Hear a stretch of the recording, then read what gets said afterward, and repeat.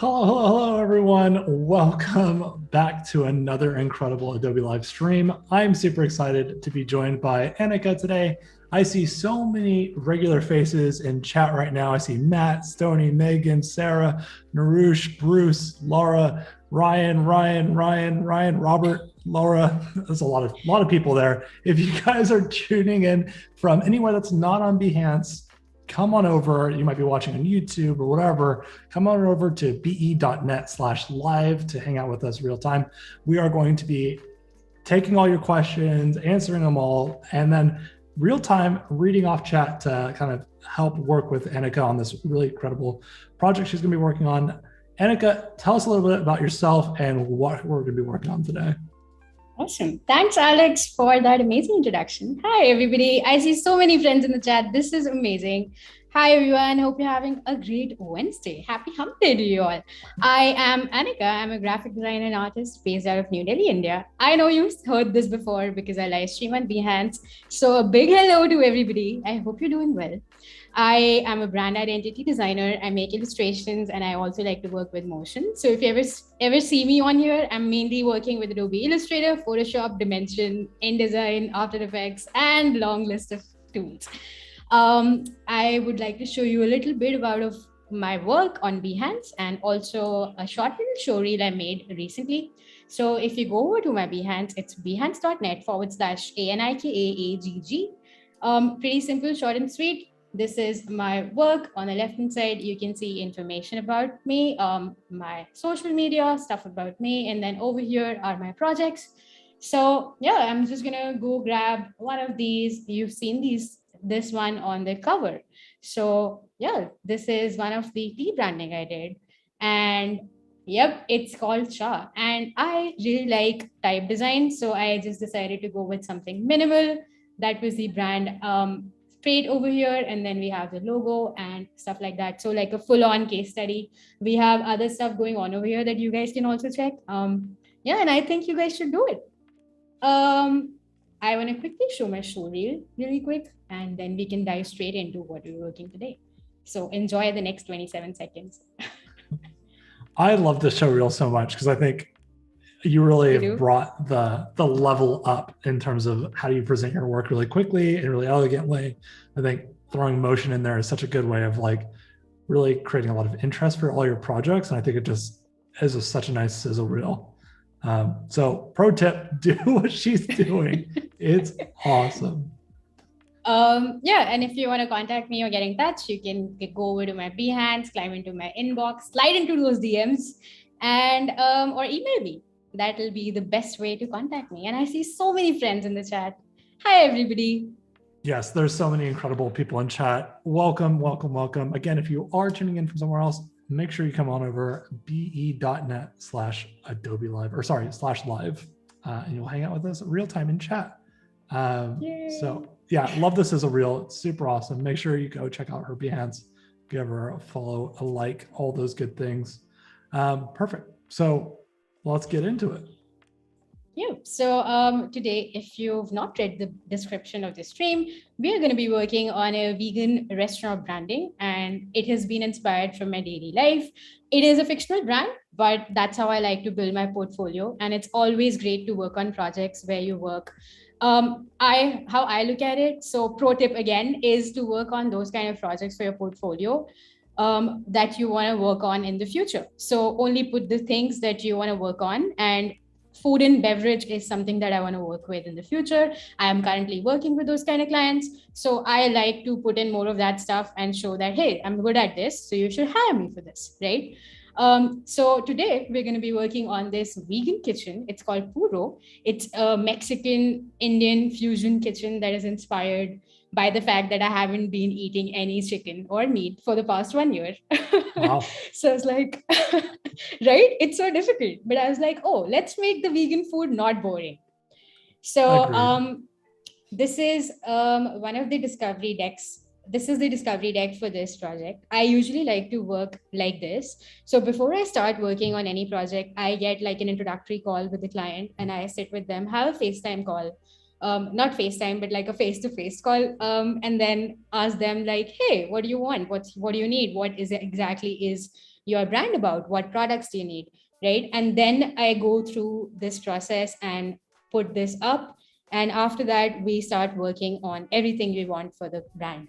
Right. So as you can see, this is prepared for Puro. It was brand identity. We are keeping it really simple today. We're just going to make the logo design. We're going to do colors and type. And I also want to know one thing from the chat. Have you ever worked with something food related? Do you have a lot of food related clients? If yes, were there any difficulties you had? Anything like tell me about your experiences. Dazzle me. Yes, tell us, chat, all of those experiences. But also, I think we could probably get a poll going to say, I think. Is it memes or memes? No, the memes and memes is a classic one. I probably exhausted that too much over the last 2 weeks. But yes, classic memes or memes. But no, if we could get Voodoo Val to make us a poll for have you done restaurant work before? Yeah. Yes or no? And then the third option would be I would love to, but haven't gotten to do it yet. That I think would be super helpful. Yeah. And if you haven't, and if you choose the third one, I can give you a pro tip of how you can do it. So yeah, if you put in 3, I have an answer for you. Okay. Awesome.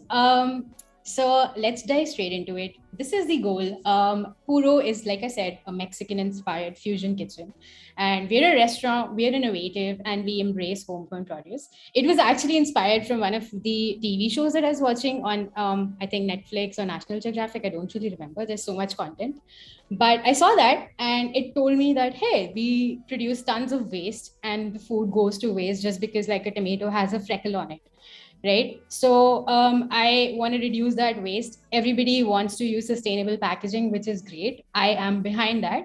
But there's obviously a threshold for that. And there is not enough technology that we can use to make that come down. But at the same time that we have this food that is going to waste, we can still bring it down by doing our bit. So Puro's mission is to make vegan food affordable and tasty and break the stereotype that the vegan food is boring. And we want the visual identity to reflect that. So that's the macro goal of the brand. And then we can dive into the brand traits. So you need to ask, oh, I forgot to actually show you guys something.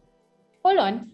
So if you guys go into the description, you will be able to see some fun assets that I've gotten for you. It's loading, so pardon me while that happens. It happens. And this, our lovely Gus has done this for us. He's uploaded these templates for you guys. So I have some print templates for someone who's just starting out. They don't know that you have to put in margins or all the beginner stuff. And even if you're not a beginner, sometimes you just need something to grab and go. And this can be a great thing for that. And then we have the golden circle. And I also have a pressing question for everybody that have you ever used a golden circle in your logo design or any kind of UX design, anything? I have never, ever used the golden ratio. Wow. Okay. We'll get to that. Teach me how to use it. No judging. Yeah, we'll get to it. So the discovery deck is actually based on some of these questions that you guys have in the resources pack. So this is not an exhaustive list of questions, of course, because I couldn't make that up. And it also depends on what kind of clients you're working with. So there can be additional questions based on what industry you're working with. And then these are some useful links. I go to Dialine frequently because I like to see what other people are doing in packaging design. It's a great resource. You can go to fonts.adobe.com, which is my favorite. And then you can go to color.adobe.com, which is my another favorite. And then this is just another blog post for you to read about golden ratio. So you can do all of that. And without further ado, let's dive back in. Hayden says Alex is a silver ratio, man. That's true. Gold is too rich for my blood. Hi, Hayden. Hi, Ryan. I see you guys. Yeah, so the brand is honest. We want to keep everything transparent. We don't want to hide any part of the sourcing process from the customers, which is us, which is you. I'm the brand. So yeah, we want to tell you that where we got our produce from. We are local. We have our own farm, and we also uplift our community members by getting their vegetables or produce, right? We will dive into the usage. So when it comes to usage, we're going to be doing restaurant branding, of course, and then there are brand collaterals. So we will dive into business cards. We will dive into employee uniforms. So when I say that, we can get aprons and then coasters or stickers, delivery trucks, and all the good things. Awesome. Yep. Stony says, thank you, Anika. This will help me with my pre-planning. So super helpful. Yay. And we do have the poll results. So we have the results. The results break down into 4 categories. There is 27% split for yes and 27% for no for have you worked with restaurants. And 47% of all respondents say that they would like to. So that option 3. And then the 4th option at a whopping 0% says, I'm not interested. So everybody's interested in restaurant branding. Awesome. It's super fun. The perks are incredible. If you make friends with the restaurateurs, sometimes you get hooked up. Sometimes you get the free meals. You get to help them with the tasting menus, all that stuff. Ooh, cannot recommend all it the enough. good things. Yeah. Okay, so for the yes and no, that's amazing. For the no and who would like to work with restaurant industries, I have this website for you. It's called goodbrief.io. It is not secure, but no viruses, trust me. You go to goodbrief.io. You can generate random design briefs for you, and there are tons of brief generators online. So you should just like Google stuff. Having the right keyword is important. So just search design brief restaurant branding and you will get tons of design brief generators. But this is the one that I found that I can share with you guys. So you can go here, type of work, and you can select whatever you want. You can go to brand identity and select the industry you want. It might not be food, right? You could be a retail store, entertainment, real estate, random. Let's just select food and see what it generates. You can click on generate and we already have a company job description and a deadline. So you guys can do all of this and it can be like a Kickstarter for you to go on and work on from that. So yeah, get on it. You have the link. Yeah. And by doing this project, like you said, you want to do more restaurant branding work. Even if you don't have a paying client at home, by you going through this exact same process that Anika is about to show us, you can start attracting restaurant packaging or restaurant work into your pipeline. You can get clients that way. It's a great way. Post it all on Behance. We'd love to see what you're working on. Just can't recommend it enough. You got to show the work that you want to do to get hired for it. It's just kind of the way things go. So fake work, 100%. Spec work, all good things. Yep. Noor says, okay, I typed do brief, LOL. Okay, so all right, so into the mood board. I got this off of Behance and I just searched vegan food and that's what I got. I grabbed some of these screenshots for you guys. This is the aesthetic that I'm going for. I want it to be colorful. I want it to be playful. And that's what we see here. We see fun patterns. I really like making illustrations, which are like line work to go along with my branding. And that really reflects like these are fun. And then I can see this fun bubbly type, which is also super trendy right now. So yeah, this is the mood board off of Behance. And then I took the courtesy of going out and exploring more and made some more research. And I'm like, okay, this maybe isn't enough. So let's do more. You can never get enough inspiration. No. And then, and then I got this. This is more of like Mexican influence, Mexican culture, and all of these bright colors and all the lovely things, right? So yeah, that's the mood board. We have the target audience, and it's really important to have the target audience and what you want. Who are your customers and who you want to focus on. So then you see here that it's late 20s to mid 30s. It's a very wide range. So you have to keep in mind that it's not just focused on one age criteria or like just one segment of the market. You have to actually look at things from a broader perspective. Then we go on to color. We see that I've got some. This is just pictures from my mood board that I wanted to put in over here just to showcase that, hey, I want this to be fun. So these are the fun, bold colors that we will be focusing on. And I would actually want some input from the chat on the colors. So we'll get into that when we get to it. It seems like everybody in chat is right now saying that they love all the color palettes and all the mood boards and stuff. So I think you'll probably get a lot of agreeing with your color palette. But yes, chat, later on, we will love your input and picking colors and things. So I see the chat going crazy. The chat is going so fast, I can't keep up. Okay, so this is the typography, and I've lately been inspired a lot by making my own type. I recently made one font on one of my live streams. It was really fun. So I was like, okay, maybe we can do like a type inspired logo for this, but we'll get into it. And now here comes the demo. So we go into our logo exploration page. I have already set up some of these sketches that I have. This is not done over one day. This is over a span of, let's say, a week. And that's how my process usually works. When I design or sketch a logo, I usually like to do something which is called as brainstorming, that I just make like a word bubble with these things. I think I have it somewhere on here. I should be able to get it for you guys. Let me see. I also love how you organize all your file structures. I know I always gush about this whenever I'm working with, really talented artists that keep their files organized, but like even Claudia organizing her workspaces the other day, and David making sure that all of his files are all labeled. And then your file structure is so clean and tidy. It looks like you probably just duplicate that same format for every project, right? You've got your illustrations, your photos, your motion graphics, all those things in separate folders. It's so clever. Yeah, I actually did this just for Adobe Live. No, I'm kidding. Don't tell anybody. This is how you work all the time. Don't tell anybody. It's a secret. Was my mic on? Okay. Yeah. Anyway. So this is how I brainstorm. I think about what the brand is. In this case, since I was the client, I was thinking of the brand being pure and unadulterated. So I went to look up the translation for water in Spanish. It's called agua. And pardon me if my accent is wrong, because it is wrong. I don't know Spanish. But if it's wrong, please forgive me. So it's agua, but that also means that it's water. I did not want to make a restaurant or a food brand called water and a literal translation. That would not make sense.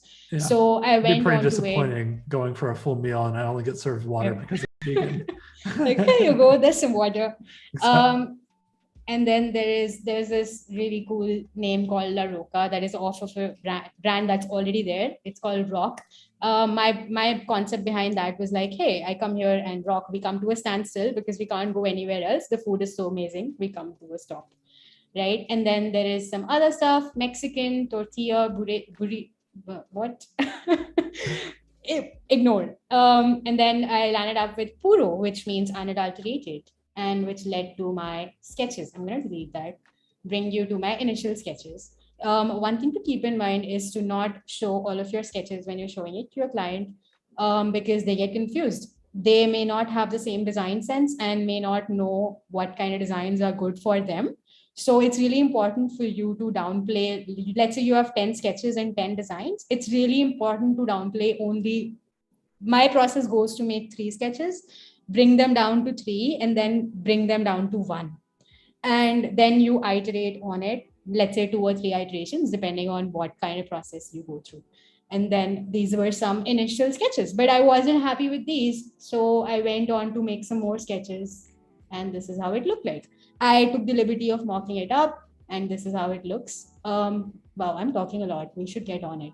No, you're doing great. This is all super helpful. I think everybody in chat is just trying to understand your process and your flow and how you bring things to light. Like Wade says, like, okay, so this is a visual representation of how my brain works, but then I forget to write it down. So these things are all super helpful. I think, letting people know the behind the scenes, the sketches, you've already done such a significant amount of work through your sketches that I think not showing them would be a mistake. Right. So, so the concept actually originated from those old sketches, and I wanted it to be like produce and also show that we're cooking the produce. So then I made this chef's hat and then turned it to a broccoli sort of a situation. And I was like, oh, we use broccoli and we also cook it. So maybe this guy has a pointy nose, like in Ratatouille, maybe, and then make like a chef broccoli. So that was the first concept. And then there's some type exploration that I want to do, some favicon that I can use, maybe something like this. If I have a sans serif type on the logo itself, and then some variations here, some fun patterns that we can work with, and you guys can tell me all the punny one-liners. And yeah, these are some variations as well. And let's just dive straight into it. We have some type explorations here as well that I want to do. Really quickly, I want to highlight the fact that you threw it on a sketch notebook. This is not your actual notebook, right? This is a mock-up that you did. So another great thing, chat, whenever you're like looking for mock-ups or things and you're trying to represent stuff to clients, sometimes it is helpful to just create a little mock-up, grab one from Adobe stock or Unsplash or whatever, or somewhere you can grab like a notebook image and then throw your sketches on there if you've already scanned them in, or take a photo of it yourself if you want. And then you can speak to the work that you've done and show the value. Because some clients really want to see like, how many explorations did you do? Like, did you really exhaust all your options before coming to us? And then go through the presenting of your concepts or whatever, but show them a little bit of that like background work that you've done. I also want to highlight on that thing where you can get mockups. You can just get mockups within Photoshop. So if you just open your Photoshop, you click on create new right over here, you can go onto your photo and all of these panels, and you can see that all of these mockups are free and they come with a Creative Cloud subscription. So you have all of these mockups for photo, for print. And this is actually where I got my sketchbook. I just can't seem to find it right now. Maybe it is on the mobile. It's somewhere, just it's asking you to do it yourself. So you go to one of these tabs and you can get all of these mockups. You can see there's pillows, there's posters and stuff like that, but you can also go to stock.adobe.com/free, and that's where you can get all of your mockups. You just filter it with templates and that's how you get it. Cool. And you'd be surprised how many free mockups there are. Yes, there's so many, and you can make your own mockups really easily too. So don't be afraid to whip out the camera phone and take a photo. You'll be surprised what you can make.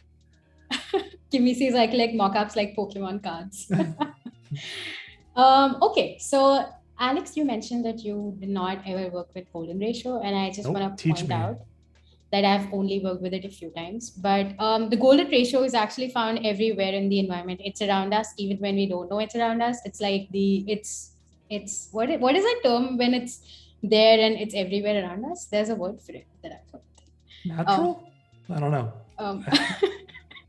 know. Universally omnipresent. It's omnipresent. Oh. So you can see it in a pineapple. You can see it in a UX design. You can see it in a logo design. If you've ever seen the Twitter logo, you know that golden ratio is used. It's a classic example for golden ratio. And this is what it is. It's essentially, I will quickly show you how it's done. I press M on the keyboard. Also, for those of you just joining us, you can actually see that I've turned on my key commands. So if you see on the top right over here, if I press any of the keys on the keyboard, you will be able to see all of those shortcuts that I'm using. But in case you miss it, you can always ask them. All right, so I have M on the keyboard for rectangle. I'm just going to drag out a rectangle. The other way to do this is to click on the screen and you can just type 100 and also do this. And this just makes it even. Wow. Thank you, Illustrator. So you do 100 by 100. You take this. You don't want a circle. What? So I want this to be a stroke and not a fill. So I go here, do this. I'm quickly going to drag an artboard here as well, just for like ease of visibility. You can also do a Command Shift H? Yeah. Command Shift H. What? Oh, I have the artboard selected. Yep. There you go. There you go. So you have the square right here. I press Option Shift. I'm sorry, I'm just used to talking shortcuts, so I'm just like getting acquainted with it. So if I have my smart guides turned on, so if you go to View and turn on your smart guides, or it's Command U for shortcuts, I usually do this. You can, if you just hover over your square, you can see all of these shortcuts. The center is automatically located. You press the Option Shift and press L on the keyboard. It automatically drags it to the equal sides and matches it. And then you have this perfect, beautiful square and circle. I'm going to copy this really quickly, grab it here. Maybe let's say grab it here. And so golden ratio is essentially the Fibonacci sequence. And if you know the Fibonacci sequence, it goes from 0, 1, 1. It essentially means that you are adding the number that you're using and a previous number to it to get the next number. So 0 plus 0 is 0, 0 plus 1 is 1, 1 plus 1. Oh, I'm sorry. So 1, you get 0 and 1. And then for 1, you get 1 plus 0, which is 1. And then for 2, you get 1 plus 1, which is 2. And then 3, which is 2 plus 1, and then so on. Right? This is going to make a lot of designers who hate math very, very angry right now. Yeah. And the easy way to memorize this, if you don't want to go into the detail, is to know that it is actually a Greek symbol phi, and it also is 1.618. So essentially, the ratio between all of these figures, one to the next, is 1.618. So if you're making any design, make sure to have your values to that ratio. As you can see, I have these all right here. Okay, so yeah, I'm going to copy this right here. I might have my strokes and scale turned on. We will fix that. I think chat saying, got it. Math making brain news explode. Numbers, my head just exploded. So yeah, trust me, that happened. That's as complicated as it's gonna get today, chat. Don't worry. We'll be fine. Yep. So I'm gonna hold shift and drag. Also, is my scales and no, didn't want to do that. Preferences, I go to general, and then you can just turn this on. I can never know and never tell if this is like on or off when you don't want your stroke to increase. It's always the other way around, and Illustrator messes with my head. Let's see. I'm gonna hold Option and drag to copy. I'm gonna hold shift to scale it, and then you just repeat this process all of these times to get this golden ratio. Okay, so what value does this? Why should designers use this? So I always think, and I've always seen all of these designers say, especially on the Adobe Lives that I have seen personally, because I see a lot of Adobe Lives. I'm an Adobe Live serial watcher. We know, and you're always there. I don't know when you sleep. I'm omnipresent as well. Exactly. So that's why you like it. Makes sense. Yeah. And so when you see any design, it is qualified to be a good design when it's visually perfect and not actually perfect. So this actually pays heed to that and says that, hey, even if my design is not perfect, actually it is visually perfect. So if it's optically correct, also, did I do something wrong? I probably did. But anyway, yeah, I just made one thing on the wrong side, but it should actually translate to this. I probably did the other way around, but you can obviously invert that. So once you do that, you can grab all of these circles on to this. Essentially, these are all of these circles, right? I go to grab these guys. I will quickly do that. Shift, select, and then I'm going to go to Option, click and drag all of these on the side. I have all of these selected. I go to my Align tab.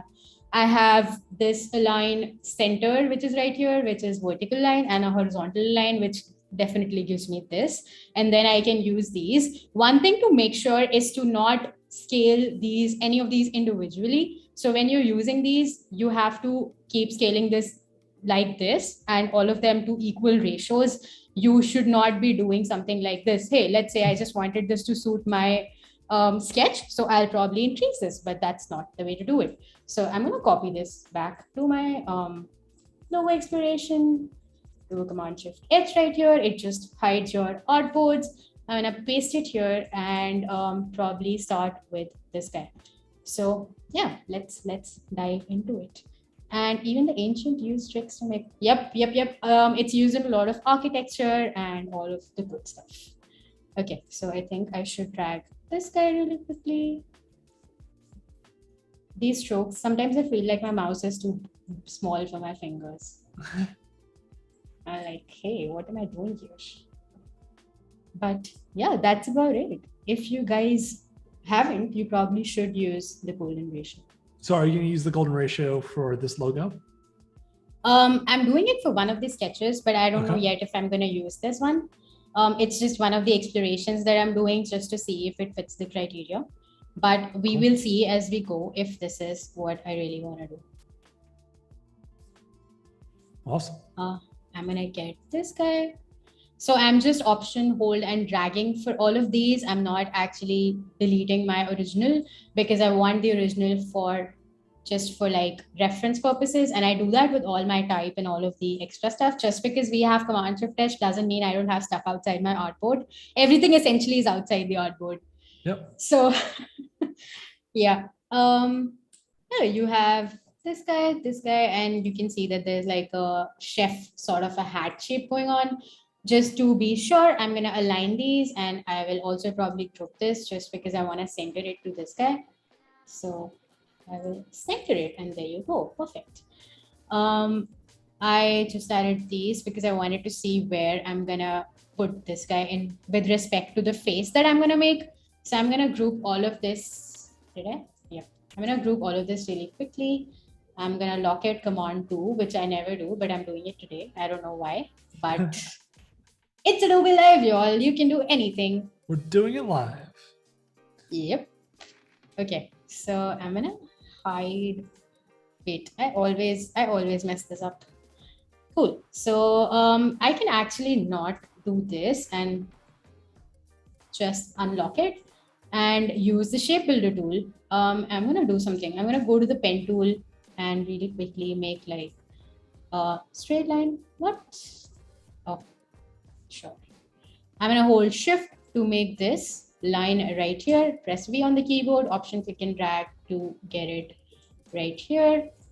And if you want to put one thing as reference, you just select those two shapes, click on the first one or the second one if you want as a reference, and then you can just click to align. So yeah, that's how it happens. Clever says, I want a breakfast cereal called Golden Ratios. Wonder how many golden ratios are in a Fruit Loop. It's so funny. So breakfast cereal with golden ratios is a great opportunity. Maybe somebody will make that for one of their Behance projects. That would be awesome. Mock it up in dimension. Yeah. Ooh, it would look so pretty. Is this still group? Yep, it is group. You can do command shift G or right click and ungroup if you want. And then I'm going to grab this shape right here. This is too big for my purposes. I'm probably going to get a smaller shape, or maybe I can just use a line for it. Nope. So I'm going to use a rectangle tool. So would you say building it in the golden ratio first is probably the strongest method, or would you say maybe just get your sketch down and then if you can perfect it to have the same ratios, that's probably ideal? So essentially, there's a lot of debate around people using golden ratios and just slapping it on the logo later on. That's what I mean, I don't do that. Guilty as charged. Yeah, a lot of people do it, but the idea is to have all of these things as reference, like to keep in mind when you're sketching, because you want to start with that dimension in head and then go forward with it. So yeah, it's always good to have it, but even if you don't, you can always, it's just an exploration phase, so you can always go back and like change it. Good point. So yeah, I'm now gonna group all of these. It's just acting weird. I can't see anything, which is weird, even if it's not unlocked. Okay, anyway, so I'm gonna lock this up. I'm gonna go to my pen tool, make it red so I can see, also increase the stroke size just because I wanna see on the black. And then I just hold and drag. That is so weird.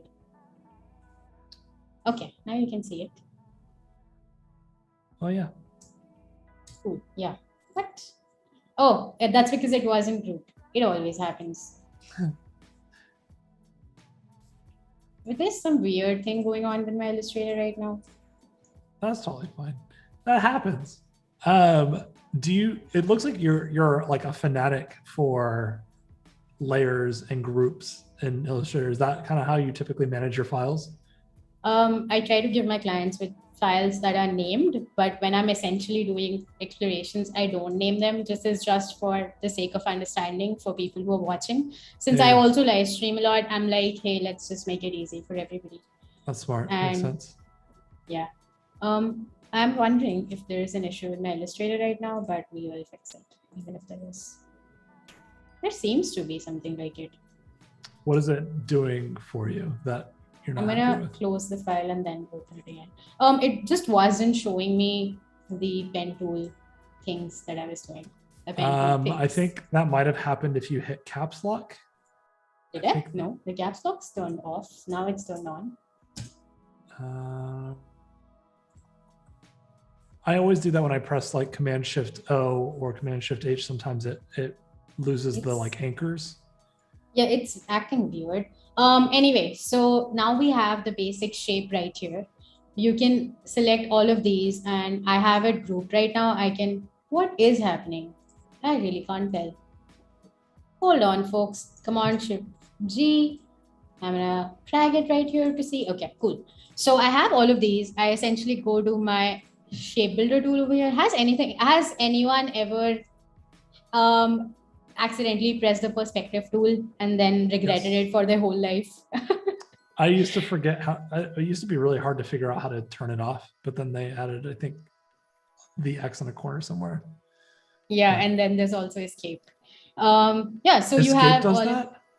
I think so. How do you do really? it? All right, just do Command P, I think, isn't it? Command P or Control P? Oh, no. No, that's print. No, oops. Control P? Nope. Okay, it's somewhere right here and I accidentally press it. Oh, there you go. So let me hit escape. There you go. It does it. Escape does it. And I've now learned. And so any of you who are using the trackpad with the new Illustrator update, this happens. And then your mind is blown because you're like, oh no, how do I go back? I don't want this to be 85 degrees. So I learned this from Jack Watson, and she's an amazing creative on Behance and also otherwise. So you can just go to 0 degrees and this brings you back to normal. And otherwise you can just press the escape button and then that does it as well. The escape button does that too? Yep. It's so powerful now. Oh my goodness. I literally did this, I think yesterday. I accidentally messed my view rotation. You can also go up to the top bar and go to view. And you go to reset view. And reset view and that'll fix it. But I definitely had a panic mode where I was like, oh no, what did I do wrong? Wow. So you have all of these layers selected. I just selected all of these. And since I already have the shape selected, the shape builder tool is my favorite when you actually want to manipulate this. So it comes in really handy when you're working with something like golden ratio. And you can see by default that it is selected to plus. And if you hold the option key and drag, it's going to minus the shape, right? So in this case, I want to add everything. I just go and drag everything. And now we have a sweet shape, which is not perfect, but it still looks like a chef's hat. Yeah. Right? I can clearly see that it's not perfect. So I'm going to quickly drag these out. I'm going to ungroup this and bring this out a little. So I'm going to shift drag just a little bit. And I shift drag to the left. Maybe a little bit more. I'm going to select everything, go to shape builder, add everything up because why not? And then now it kind of looks like an ice cream, but it works. Anyway, so we bring these guys right here and then I go to the pen tool. I'm going to make something that's maybe something like, okay. So maybe I want to use this line, this group right over here. So I take the smallest little guy. Over here from the center, option click and drag again. And maybe this is the kind of space that I have between these two, the face and the hat. So I go back to my shape right here, and then I probably grab my ruler. So if you press Command R on the keyboard, that gets you rulers on the top. And you can drag your center to your space as well. So this can be your 0, 0, and you can just work right through it. So you can see this is 0 and 0, and that can make it easier. Also, chat's saying that they can see ice cream. Fergie says ice cream, chef hat, stumpy cactus. Yeah, all those are great little fun little things. Awesome. Yeah. So now I have these rulers that I can drag right here and I can use these. I'm also going to get this guy right here just to like get the sizing of it perfect. I don't know if it'll work. We're just exploring it. And it's okay if your work isn't perfect the first day, because that's how the creative process works. And you got to take a step back from it just to see if it really works. You can't continue on without taking a step back. I mean, that's what I do when I get a creative block. I just take a step back, go for a walk, do something else, just draw anything. Yeah. Going for walks is super helpful. Yeah. I'm going to go here and go to my window. No, go to your view, guides, unlock guides. And then I'm just going to drag this up to this guy. And I'm going to go back, go guides, lock guides. Awesome. I'm going to go back to my pen tool right here. Since I have my smart guides turned on, this will be really handy. I'm going to hold shift on the keyboard. I don't have any stroke selected, so you can't see anything right now, but I will fix that in just a second. So you have your shape selected, and I can press X on the keyboard. That gets me from fill to stroke. And then you can just change the color of it, and ta-da, like Val loves it. And then we have this shape right here. Now you can see that it's really like a rectangle, but just with like not a top. So another way to do this would be clicking M on the keyboard and just dragging the shape out, which would be much faster. But I didn't think of that because I'm streaming. So anyway. It's fine. So all these are different tools to get the same things done. It's brilliant. Yeah. Jack goes, wait, Anika, do you have your guides custom set to red pro level? And yes, you do, right? You changed your color palette for those. Yeah. You can do that in your preferences panel. Yeah, you can go right here to your preferences, go to your guides and grids, and then you can change your colors right here. So if I turn on my grids, I was working on a project with like 32 pixel squares for something like a pixel art. So I have this already selected. But yeah, you can do this. And also for folks who forget to save, you can go to file handling and you can check all of these options and change these according to how forgetful you are. And yeah, it all works. It all works. It saves you so much time. It saves you. My puns. Puns are starting already, chat. It's fine. We love the puns. Okay, I'm going to undo all of this and do this. What? No. Why you do this? Okay, cool. Meanwhile, while you're doing this, I just really quickly want people to tell their favorite fonts in the chat if we can get it. Like anything that you really like. Yeah, like the ones that can be cool, fun, what you would see in a restaurant. Like, do you want it specifically for this project or favorite fonts ever? For this project. So let's say I go to fonts.adobe.com. I can go right here. And I would preferably want something that is available on Adobe, fonts.adobe.com. And yeah, you can go to fonts.adobe.com, grab your thing. I honestly really like the Ono type and all of those fonts that they have going on, which are getting so popular lately. Everybody's using it. Cody says Comic Sans. So I think that's your chosen one now. No. First font. I'm going to pretend that didn't happen.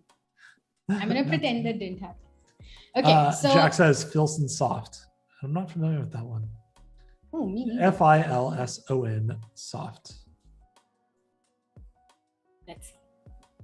Ooh, there it is. Oh, I already have it activated. Fun. Yeah, this is a really nice sans serif. I like it. So yeah, I was just talking about Ono Typeco, which is an amazing foundry. If you guys haven't used it, I'm sure you have, but I just wanted to talk about it. It's by James Edmondson, if I'm saying it correctly. And he's an amazing type designer. He has all of these amazing fonts on Adobe Fonts that you can see, but you can also go to onotypeco.com or onotype.co. I don't know what the website is, but you can go to their foundry on Adobe Fonts, get all of these fonts. This one is beastly, but there are multiple other fonts. That's right. That's right. James Edmondson right here. Yeah. And all of these fonts are really good. Also, I don't see any fonts in the chat. What are you doing, guys? I want all the fonts. Circle. Alex says Circle Slab is a nice Adobe font that feels welcoming and professional. Makala says Barricada is a fun one. Narush says Dingbats. So, Papyrus Rules by Carol. I think Carol and whoever said Comic Sans, I'm trying to see. Let me see. Cody. So if you guys want to sync up about your favorite typefaces, Papyrus and Comic Sans, you guys can meet in the middle and use Comic Papyrus, which is a real font that looks like both of them. It's not on Adobe though. It's pretty atrocious. I did not know that. Yes. Now you're gonna want to use it for every project. So I don't know if I want to know that, to be honest, but it's okay.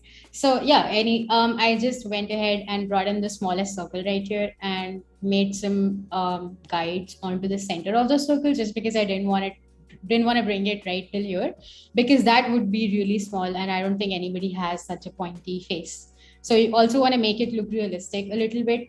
So yeah, and I'm gonna Command C, Command F it, and hold Option Shift and drag it to the center to bring in the nose.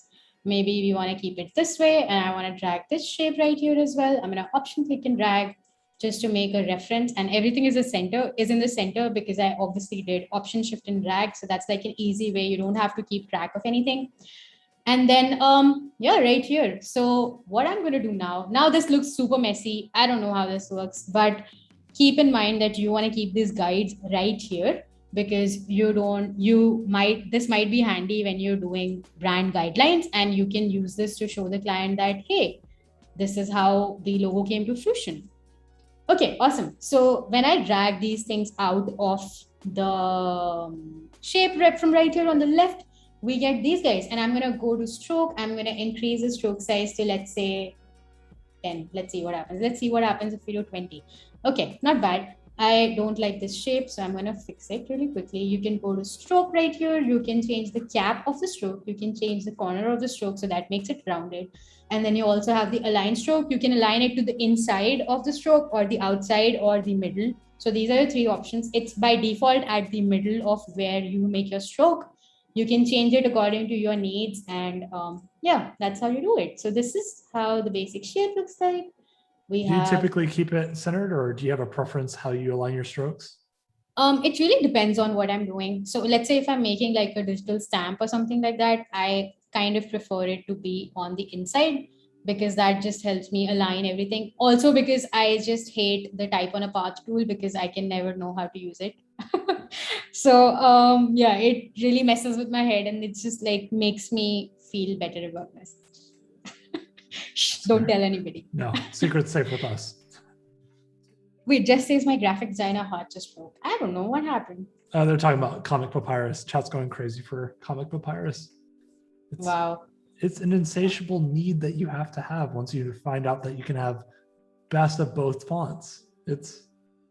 Yeah, I don't know what you did to the chat, but thank you, Alex. I think I broke them. I'm sorry.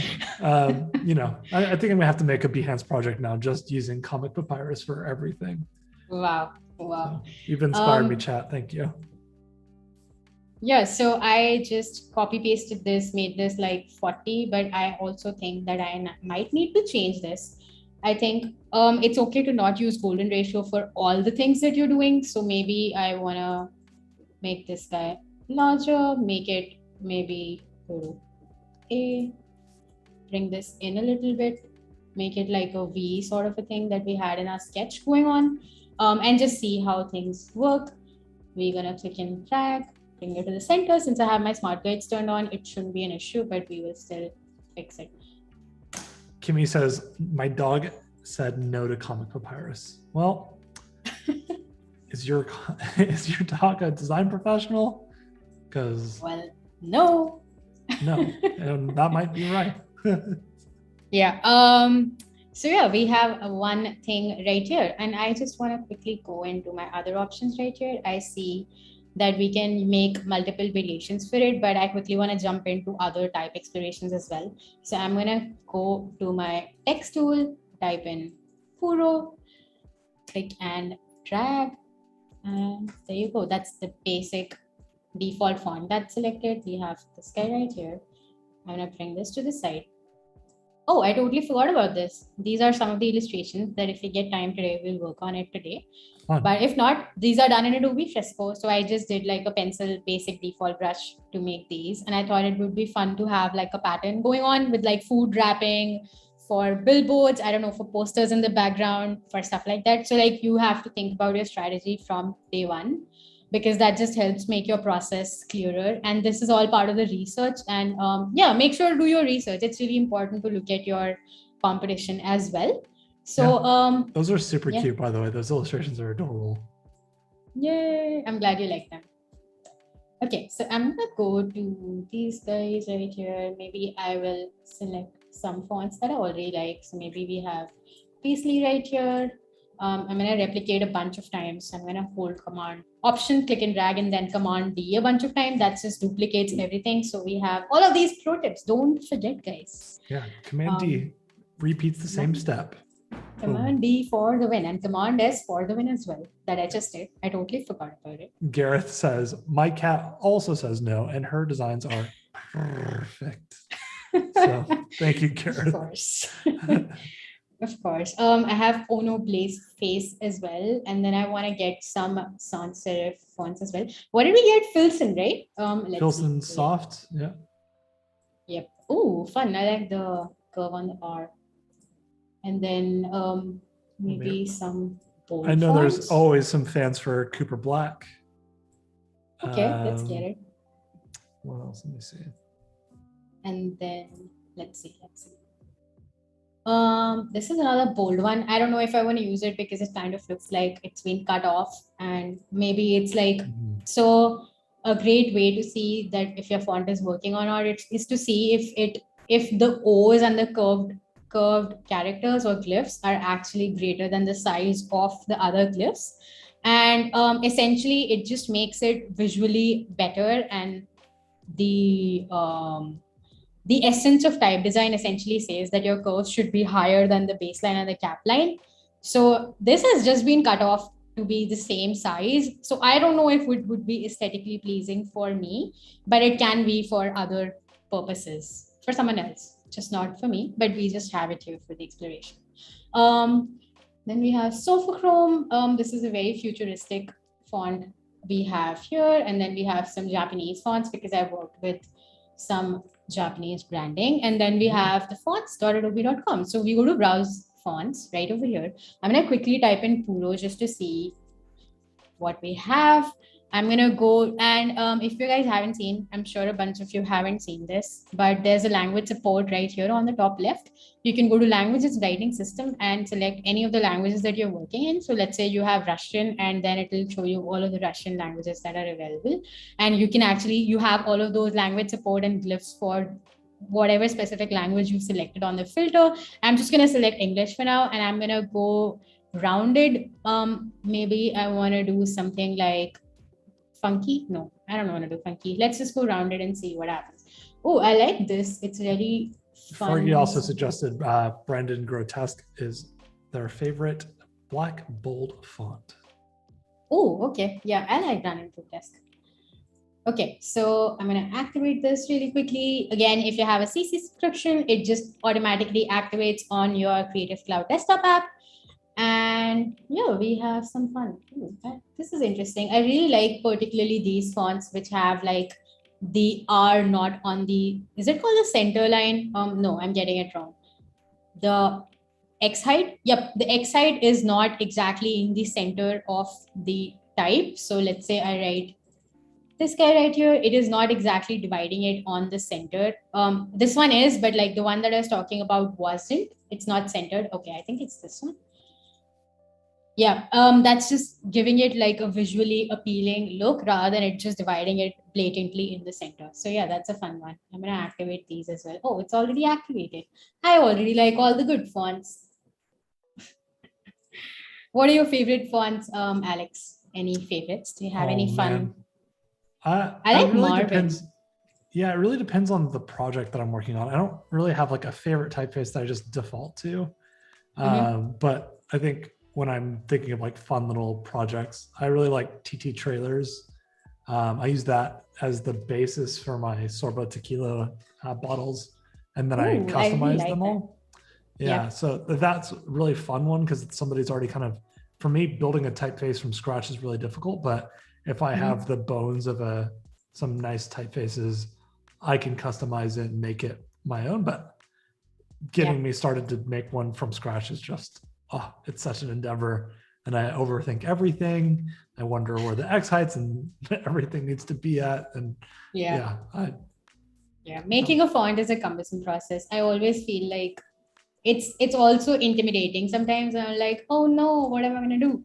Okay, so if you have a variable font or if you have multiple glyphs for the same character that you have in a font face, you can just go to type, you can go to glyphs right here, and you can see all the glyphs present, whatever typeface you have activated, and you can see all of these beautiful type characters right here. I have this right here, which is a variation of the R that's present for this one. I think I got it off Creative Market. It is not on fonts.adobe.com, but if you subscribe to Creative Market, you get free fonts every Monday. So yeah, that's what you get. Yeah. Also, Val says you are on fire, girl. I hope that's for me, Val. Thanks, Val. Yeah, she's talking to you. She just gave you the hugest compliment. She says, I really have to say this. I have seen Anika here on Adobe Live for so long. She comes, she learns, she's humble, kind, honest student. But today she is a master. I can't believe the knowledge here. She does not stop. One pro tip after another. You are on fire, girl.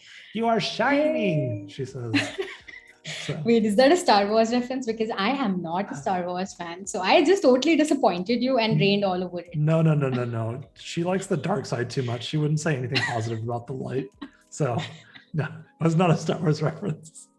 Okay, awesome. So yeah, I'm just working with this font of Creative Market. I'm going to outline it. So Command Shift O and Command Shift G to ungroup it really quickly. And then I'm going to play with it. So maybe I'll do something like grab these on the bottom. Hayden says, Alex could have just admitted that his go-to is Comic Papyrus there. I was like, yes, actually, you're right.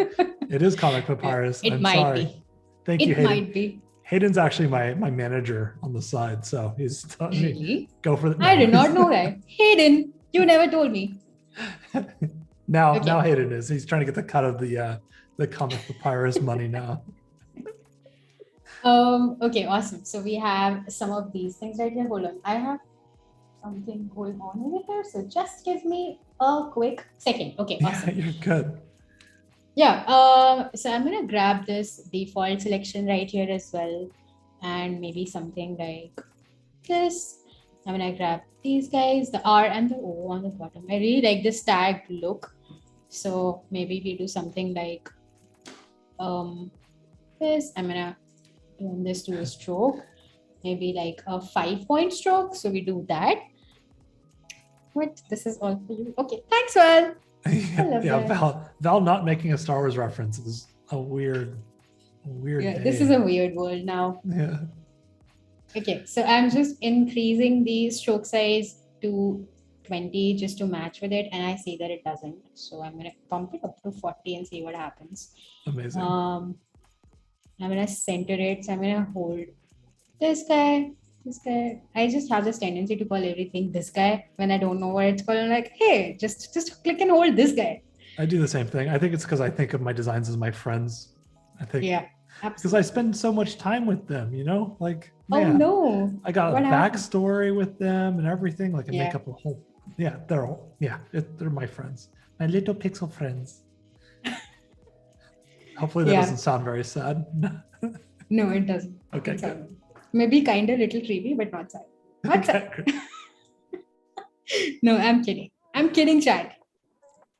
Yeah, so, okay, that was not supposed to happen. I'm going to ungroup this guy and I'm going to command. Wait, do we have 2 of these? We have 2 of these. I accidentally pasted the whole thing. So I pressed Command C and Command F instead of actually just the rectangle. So I'm going to press Command C, Command F again. We have 2 of these. You can see right here. Again, it copies the group. I don't want that. Why are you doing this to me? So I am going to ungroup. And now I'm going to Command C, Command F, automatically drags it. And then I'm just going to drag this shape just to make a random shape right here. I see that this is very restrictive. So I might need to increase the size of these rectangles, which is what I'm doing right now. Maybe make it something like this. I'm going to delete this guy.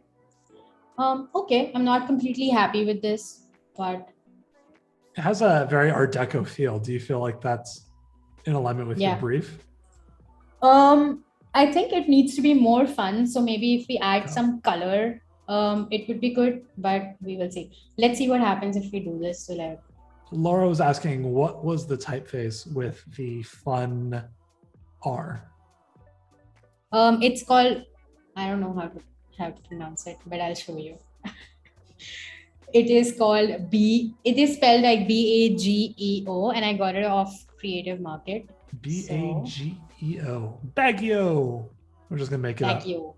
I'm sure if Claudia was here, it'd probably be like Baggio. Baggio. Get the Italian flavor in there.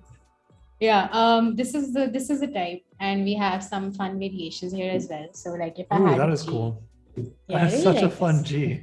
That's awesome. Yeah. I would have never thought to make this like a little Easter egg S in it. Yeah. But like, yeah, this is the typeface. You can get it off Creative Market. I'm sure if you subscribe, you can get it for free. So yeah, that is a fun one. Okay, so I'm just introducing some colors just to see what happens. And you can just select the shape and bring it forward or backward depending on where it is in the stack of layers. And you can bring it up like this. You can send it all the way to the back if you hold Shift Command and the square bracket open.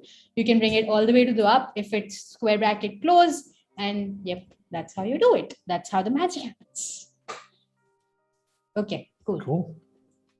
And then we have this right here. Maybe I convert this to, okay, so I'm going to make a variation of this. Also, time check. Okay, awesome. Yeah, we're good on time. Yeah. I feel like also if anyone has any issues with my rate of speech, because I tend to speak really fast. So if you have any issues at any point of time, just let me know.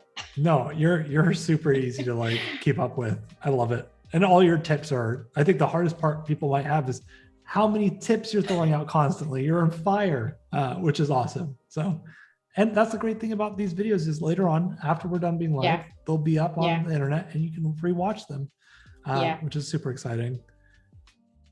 Yeah, fun. Maybe I can do like a 30 degrees on this. So this looks like my idea for this would be like, hey, we think about a produce which is depicted by the color, but we also think about the boundaries and what we want to do to the planet. So we want to fill the space with the produce that is overflowing, and we want to make it sustainable, and we want to bring it in. It's slightly complicated, but that was my approach for this concept. And also it's a really fun square shape, and introducing basic shapes in your work is super handy. So I'm going to scale this down really quickly because my artboard is running out of shape space. I meant space. Okay, cool. I think I had my scale strokes turned off. So I'm gonna go to Illustrator Preferences, General, go to this guy, bring it down. Hold Shift, bring it down, and now it does not scale it to be really, really big. And now it's all perfect. I'm gonna Command S really quickly and see what we have over here. Oh, so this is a fun one. I've seen, I'm going to go back to my mood board really quickly, just because I think I kind of lost my direction in between. So if that happens, you can quickly go back to your mood board. You can go over here and see what styles you were inspired by when you're making the mood board, and that can really bring you back and ground you.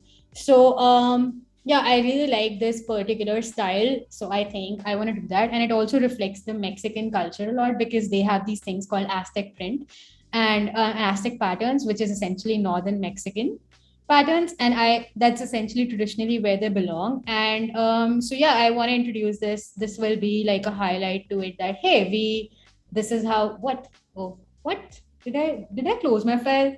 No. Okay. Yeah, I didn't. I just thought I closed my file for a second. I almost got a mini heart attack. Well, it's a good thing that you save every 2 minutes automatically because of your preferences for savings. So. Yeah, whoop, whoop. Thank you, Illustrator. Thank you, Adobe. Yeah. Yeah, so I want to do that. So maybe let's say I want to take a fun, bold font for this. I don't see any right now, so I'm just going to go duplicate this guy. I think I want to go to Adobe Fonts. Instead of rounded, I want to select sans serif and also go over here and change the weight of it. So maybe like a fun bold guy right here. You can select all of these as well. So as you can see, these H are depending on the X side. It is either on the X side, it is either lower than the X side or greater than the X side. So you can customize these and filter it by this. You can select a standard or a caps only and all of these multiple amazing variations. Val is screaming at you to save your work. She's like, OMG, folks, we get to remind Anika to save her work. Yeah, I think I was in chat yesterday and I was getting anxious because someone did not save their work. And I'm like, oh no, I see the asterisk right here. Can you please save? Can you do quickly a command S for me? Not for you, just for me. So funny. So yeah, yay, thanks, Val. Val, when are we going to get the save bot in chat, you know? Remind us every 2 minutes. We need a save bot. Exactly. We need a save bot. Yeah, I like these, but I also want to see something fun. Maybe I'm gonna just modify Futura. I don't know. Maybe. I mean, Futura's, you know, classic. Yeah, but I like this fun R. Oh my god! Wait. That is a fun R. Yeah, I'm gonna activate everything. I have everything activated. One day Adobe Fonts is gonna give up on me, and it'll be like, oh no, you've reached your limit of 100,000 fonts. Now you can't activate any more fonts. So bye bye. I can't wait for that to just be constantly like no longer needing to download fonts because they're already all on your computer. Like just preemptively give me everything I need for the project, Adobe. That's and I'm calling it right now. That's the next Adobe Sensei feature. Just predicting the typeface I need. Just kidding. You heard it here, folks. Yeah. You heard it here. That wasn't actual legal. It's not a legal disclaimer. Just don't sue me, Adobe, please. So you can go right here and you can also see find more, and this will activate instantly fonts from the cloud. This is also another way to do it, but it might take some time because I'm also streaming at the same time. So I just prefer to do it on the browser, which is easier to access. And yeah, I'm going to activate this guy. I think I did. Okay, cool. I really like the previews on the actual website itself, where you can like type out your sentence and things. I mean, you can still see those previews in the typeface selector up on the top of the toolbar, but it's so much easier to kind of see them bigger and larger on the actual desktop experience. Yeah, I prefer the website version because you can see all the variants and not just one font, but the whole typeface. Yeah. So like that's a big plus for me. Okay, so I'm gonna grab this guy. Maybe I make guides right over here, just because I want to manipulate this. Destiny says, I love that the puro with the curly R and the little cloud as the O. And I agree, that little cloud O is amazing. Yeah, fun. Okay, we can maybe do that as well. Where is the cloud O? Where are you? There you go. It's so cute. Yeah, I'm not sure if it's in line with it being like a restaurant. Maybe if it was like a tomato, I don't know. I'm just saying. But if I feel like it could work really well for, especially since this is a Mexican restaurant. There's so much color that you can bring into it that I think the cloud is really fun. Maybe there's something you can do with some of the other ligatures, maybe in the R, to make it fit the cloud circle a little bit more, but. Yeah, okay, I think we can experiment. For some reason, the first thing I thought of when I saw that was like, I was like, oh, I think Anagramma or Studio Yee, one of these actual Mexican design firms that are incredible. I was like, I could see them doing something like that. So awesome. It's all up to whatever you want to do. I mean, you're the boss. Yeah, but I'm open to suggestions. So suggestions are welcome. Bruce asked, what is the second font from the top? Let me zoom out. Is this the one that you're talking about? It's Oh No Blazeface, again by the Oh No type. Nice. Oh No Blazeface. Also, did you know Oh No Typeco has like a fun story about it being called Oh No? Did you guys know? No, I didn't know that. You didn't? Oh no. So yeah, so the Oh No Typeco is called the Oh No Typeco because every typeface, when you're designing a typeface, the first glyphs that you create is essentially capital O, capital H, and lowercase n, lowercase o. So James was actually, when they were trying to they were trying to name their brand, they decided that, hey, let's just make something with this. And they ended up with Oh No, which is essentially like an anagram. Is that the word? But yeah, they decided to make like an anagram of those things. And they were like, yeah, this looks good. Maybe we can use this for a company name. And it works. A lot of people don't know that it's Oh No for a reason. Yeah. But yeah, it's Oh No for this reason. That's awesome. Thank you for that. Because yeah, I've been to their website so many times. Their typefaces are awesome Amazing. and very funky and fresh. So Yeah. highly recommend checking them out. Yeah, they have some really cool variable typefaces, which are kind of my Really favorites. Oh, it's Really awesome. nice. I didn't think that the throwing the squares on there would work, but it actually works really, really nicely. And Yeah, I thought this would be too fat for the exploration. I thought this could be like a work with a lighter weight. Oh no. oh no. Oh no, type co. Yeah, but maybe it does work with like a black version. Maybe it works better with a bold. I didn't want to do that. Yep. So maybe we can do this on the side as well. Get these guys. Shift, shift, shift, shift, shift. And then I'm gonna get this guy. Option click and drag. Make my life easy. It's probably not aligning because this is a different weight, but we can fix that. That's not an issue. Also, I want to say hi to everybody I didn't say hi. So if I didn't call you out specifically, don't feel bad. I see you in the chat. Yeah, and if we don't see you in chat, it's because you're not watching on Adobe Live itself on Behance. So come on over be.net/Adobe Live and hang out with us real time so we can say hello to you. We can read your comments, and you can join us for the memes versus memes debate. Oh yeah, we never actually did that. Oh no. Val's gonna fire me. Straw poll, please. Well, I never thought I would be on the other side, to be honest, because I always clicked on ban Alex. So. Oh no. Now we find out who actually clicks that button. Yeah, I was always memes on or memes. Memes. I said memes. Wrong. I've always been on Val's side. So I'm not gonna cross over. Don't worry. Well, join the dark side, as I would propose. Nope. No, thank you. Okay, so I'm gonna select all of these, select this as reference, go to align, go to horizontal align, and Val's like, I thought we were friends. Yeah. Hi. Destiny agrees. It's Memes, and Val says Meme. So Meme is actually a good compromise. I like it. Anyways, we'll get back to this. Sorry. No worries. Yeah, I'm probably gonna do something like this as well. Maybe I shift this. Maybe I make this that. It's kind of spiky to me now, but what if we do something like this? Oh no, I meant to do something else. Yep. Oh, interesting. So I'm gonna align this to this there.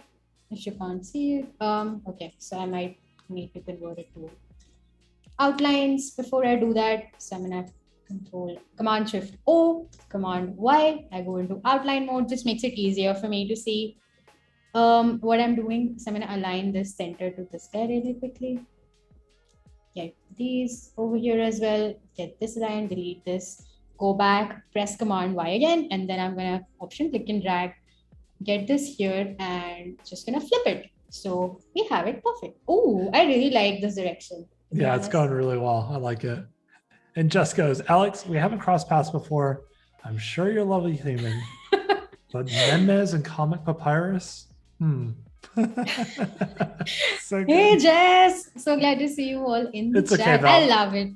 Val, you don't have to make the poll again because I know you're tired of being on the wrong side of history. You know, I'm going to start my own cult, and it's going to be the cult of the Memes, and it'll be fine. Yeah. I mean, it's an organization. It's not a cult. We already know it's memes. We don't need the poll, Val. But thank you. We love you. Okay. This is looking awesome. Yeah, I think so. Is that they're too close right now, but we will fix that. We'll fix the spacing. We're gonna get to that. Well, the middle section are they just a pixel off from the triangle, the R, the like inkwell of the R, like that middle crossbar? Does that touch the? You see what I'm saying? On the right side of the R, where the curve comes down to the leg. This one? Where does? Yeah, I think it is because for it to be visually, this is also I think one of the things. Yeah, it's a little off. Yeah, it is a little off. This is just like it's low, like below the X height.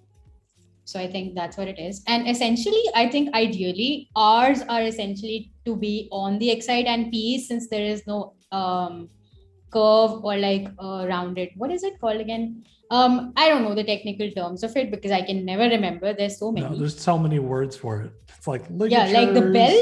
And yeah, I don't know what this thing is called, but like you get it. The R, the thing.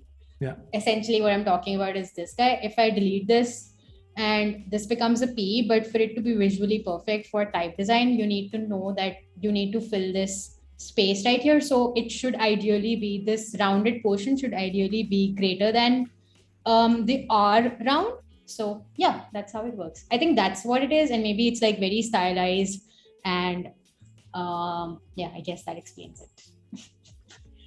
Okay, awesome. I think I like this guy. I'm gonna get this over here, make another iteration because I'm gonna change the spacing of it. Even though it was outlined over there, I could have changed it, but I didn't want to mess with the default spacing. I'm also gonna hit save because I hadn't in a while. I don't want to lose my work. So PSA, folks, save your work. Yep. And as Joplin would say, pixels are free, so just keep pushing them around. You know, like if you're really enjoying something, but you don't want to be destructive with it, or you it might feel a little bit too sketchy or risky to mess with something. Duplicate it, move it over, and use that as the starting point. I love that. If it looks sketchy, duplicate it. I want to use it. Exactly. Okay. So yeah, I have this over here. I'm gonna quickly. So since I have my smart guides turned on, so other color just for like better for your eyes. I'm gonna get this rectangle right in just because I'm gonna space it equally, and I clearly see that this is not equal spacing, and you want to be able to do that. I do this, I grab this, maybe I want it to be greater, but we'll adjust it when we see it visually, and we are gonna move this. Wait, is it still a group? It is a group. I'm gonna go to guides. I'm gonna lock my guides just so I don't move my guides along with my shapes. I'm gonna make it probably bigger because we want to scale it down and we want to still make sure that the type is legible. So in order to do that, you need to have the spacings just right so that when you actually scale it down, scale the logo down, you want the type to still be visible. So yeah, we want to do that. And just for this, I want to see, I want an option click and drag right here. Before I do that, I actually want to get these guys on the side. Okay, cool. I'm gonna get this right here. Also, folks, if you have any questions for me, just pop them in the chat. I will be happy to answer. So I love all the questions. Yeah. I've got a question for you. When you're tracking out the letters or trying to figure out each letter's kerning and things, what do you use as a guide? Do you use visuals? Do you try to use math? Or because right now it seems like you're doing it mostly based off of the equal spacing, which is yeah, I do both. Right now I'm just using a random width shape that I created that I can see visually can look good. But so essentially what I did for these squares over here was get the width of this P right here and then divided it by 2 and then used it just so because it was looking visually correct. If it was half, imagine if I did this and put this right here, it just looked very blocky and Perfect. I didn't want to do that. Just because it's very blocky. Yeah, so I think I probably should take this square right here and use this as my guide. That would be a good option. So you can do that. But since it's your type and it's like what you're doing, you can do anything with it. Just have fun with it. And as long as it looks visually and design wise correct, it's all good. So yeah, I think this is almost half of this. So we might need to increase the space, which is good. Thanks for bringing that up. That was good. Great. Thank you. Point. I'm trying. Yeah. Because I don't know all these rules, and you're an expert. Oh, sure. You're doing such a great Alex job. doesn't know. Sure. I believe you. I believe you. I'm learning today. Absolutely. But I'm literally so happy I'm here. I want to thank everybody on the Adobe Live team. You guys are amazing. You guys do amazing work. And thank you for having me. I know I didn't say it at the start, but it was because I wanted everybody to get here and like see me thank you. So like, if I tell you everything in the start, who is going to stay to hear the thank yous? But everybody stayed the whole time, which is amazing. Woo-hoo. Thank you, chat. Thank you, everybody, for hanging out. What is it? Randall says, can we believe Anika is literally streaming from tomorrow? Time zones are so wild. I am from the future.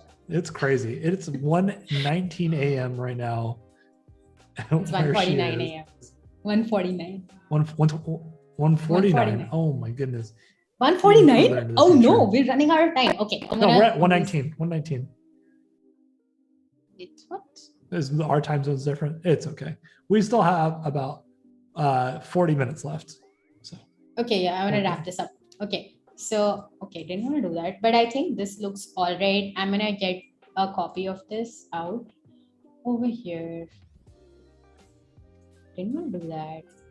I'm gonna get this guy right here, copy it. I'm gonna delete these just because I want to see how it looks from a distance. I am gonna select all of these shapes, go to Pathfinder, and bam, there you go, one single color. I'm gonna do this. Wait, no, what did I do? This guy's. Voodoo Val says 35 minutes. Okay, see, my math, I'd spent all that, my brain effort on math earlier when we were doing the golden ratio. The golden ratio. Yeah. Tough. I get it. Okay, so this is what it looks like. I'm gonna edit this over here as well. I think it's not in the straight line, so I'm gonna select this as reference. Horizontal line. Oh, it's a line. It doesn't look right because it is outside the O, so I'm gonna do it by I so that it matches. It still doesn't match. Interesting. I'm at the impasse. Interesting. What do I want to do with this? Okay, I'm gonna hold off for this for now, just until we figure it out. It's a little weird for me. I think it's okay if it is. Well, I did Pathfinder it and it didn't look right. So if I Pathfinder at all, it looks like it's out, and I didn't. Oh yeah. But I meant if that bottom section is aligned to the circle itself, yeah, I don't think you're going to notice the top part being more. Really? Yeah, I don't think you're going to notice it. Let us see. So on this side, it's aligned on the top part, and on the outer side, it's aligned on the bottom part. Cool. I'm in the outline mode, so yeah, super easy. Now I'm gonna. I don't think it works, but we will see if it works. Okay. So yeah, I don't think visually you're going to see it as much. What if? Okay, so but the inside left one feels off for some reason. So what if these guys didn't exist and there's just this guy? Okay. Yeah. Oh. I mean, and you can also do other fun things with that inside circle too. You can change the shape of that negative space if you wanted to. Yeah, you can mess around with all of these things as well. Yeah, or you can have them protruding to the negative space instead of doing the, oh my gosh, words are so hard sometimes trying to explain what I'm thinking. So instead of making it adding to the shape of more red, if you just subtract the inside triangles from it, I think it would also work. Subtract. Oh, so instead of adding the triangles to it, by subtracting it, I think you get to reinforce that shape language a little bit. Okay, so I go to my shape builder. I'm gonna subtract it. No, I'm gonna subtract it. Okay, I see it. So I'm gonna go and align this. So I think it needs to rotate a little bit just so it aligns with the circle, but I'm just experimenting over here. And also, if you guys did not know, and O is not actually a circle shape, it's essentially a manipulated shape. And in this one, in this sans serif, you actually see that these are all equal on all sides. Yeah. But just to make it visually correct, it's essentially somewhat like this. so that you can differentiate between an O and a 0. And yeah, that was something. It's going to melt a lot of people's minds who have never paid attention to O's so much before. Since we are talking about that, I want to also talk about U's. I've been learning about type design a lot. I want to talk about you. Yeah. So these are some fun U's right here. You see again in this sans serif, you see that all of these curves are the same weight. But if you go to some serif fonts, let's say you go to minion variable grotesque, that was it. You clearly see how this depiction, this side, the left-hand side of the U is a greater weight than the right. And that's how type design works. So these are just fun things I was reading about. And then we have some of these. And this is like a common thing. But you get the idea. You get the idea. As Paul Chani says it, you get the idea, folks. Okay, cool. So I am going to align this really quickly. Also, if you don't get to see the whole logo process today, I'm going to work on it really quickly. I think we're working more on seeing what the process is like rather than getting things done, which was the idea. And that's what we focus on here during live streaming. So yeah, even if we don't get the logo done, I will work on it on the side off stream. Get it done. You have the ideas right here. I will show you again when we come back tomorrow that, hey, this is what we were doing yesterday, and this is what we came back. And Paco caught my subtle Soldier Boy reference. I don't know if you're familiar with it, but it's the Superman reference where he goes, "You." Oh my God, I missed that. Yeah, classic. but whatever you said, you're teaching us about use. That's all I could think about. So, my bad. I totally missed that because I see it now. Flashbacks. Thanks, Paco. I totally missed it. Yeah, so I am just rotating these guys. Maybe I go to select, I go object, I go to transform, I go to rotate. Maybe I rotate it by like 10 degrees and see what happens. Nope, I didn't want to do that. Go to object, transform, rotate. It's all about experimentation, folks. So I did 5 degrees on it. I think it kind of works. Maybe I move it on the side and it will align with it. But yeah, kind of. I think it's gonna work. So go to transform, you go to rotate, and you click on OK, and it sets it to the last one. So yeah, I didn't want to do that. I want to rotate it to the opposite direction. So instead, I'm gonna do -5 right here, and that gives me that. I'm gonna shift this guy right here, and I'm gonna do the same thing to this guy. I wish there was a shortcut for this, but I think there is. Transform each. Yep, that was it. I already have the shortcut. Wow. But mind is blown. But we have this right here. 5. I guess this aligns better. And now we're going to implement Alex's suggestion about having the negative space instead of adding to the shape. So I'm going to create a copy of this right here, just so if we think that it's not perfect, just have a copy of it on the side. I think I have a lot of copies. Wow, copies everywhere. Oh no. And then the rotation of the artboards is going to get really annoying very fast. I can already tell. Yeah, the rotation of I think there should be like an option where you can select it like, hey, I don't want to rotate my artboards. I like working on the desktop because I don't want to rotate it. Exactly. If I wanted to, I would have used the iPad. True. But yeah, okay, fun. There are some things that I see that are not perfect, but maybe we can use the direct selection for this. So I'm going to add these guys right here. Ooh, fun. I like it. I think it's a little too much. I agree. Maybe. I think you're right. Maybe if we don't add these, oh no, we do. Maybe if we get these out and do this to everything, this could be another, okay. Yeah. Okay. Okay. Maybe. Okay. Yeah. Maybe it needs it on the top too. I don't know. I think I'm just messing with your flow now. No, it's all good. Maybe it can be like a different, where is my pen tool? What are you doing? Laura asks, is the rotation of the artboard a recent update? I think so. It is. It has been like 3 weeks. And it rolled out for Mac first and then for Windows. So if you haven't updated your app, go to Creative Cloud Desktop app, update your apps. And we'll sneakily update it for you, and then you'll have it, and then Yeah. you'll have to remember the escape button to get out of it, which will be Yeah. fine. At least you can escape out of it. That's nice. Yeah, except you can't do it. Maybe this can be like a new feature. Maybe you can. So there's this fun website called uservoice.illustrator.com where you can actually put in suggestions for what you want in the apps. So if you want anything on the iPad app for the desktop app, you guys can go and check it out. It is super fun. And you can get people to upvote. You can put it in forums and discords, maybe like an Illustrator Discord for it. And yeah, fun things. That's awesome.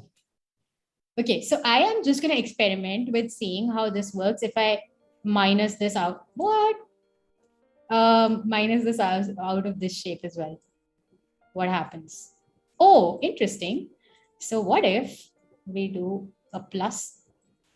We do a plus on this, negative on this, and a plus on this. A little plus minus plus. All right. Okay. All right. All right. I'm going to make that an official playbook for designers. The plus minus plus treatment. No, please don't. And then I'm going to subtract this. It's not perfect. Hold on. Press V on the keyboard. I'm going to get this guy right here.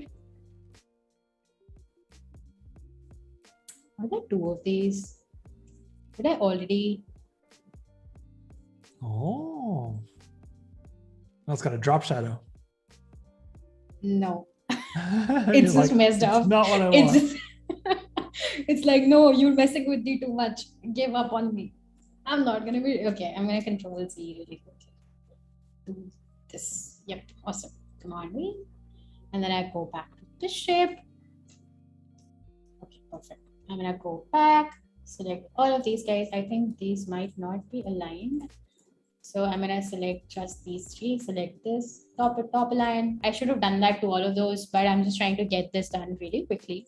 It's not easy to make a typeface so quickly. So even if it's rough, I'm just getting it out there. I might refine it later on, and that's completely fine.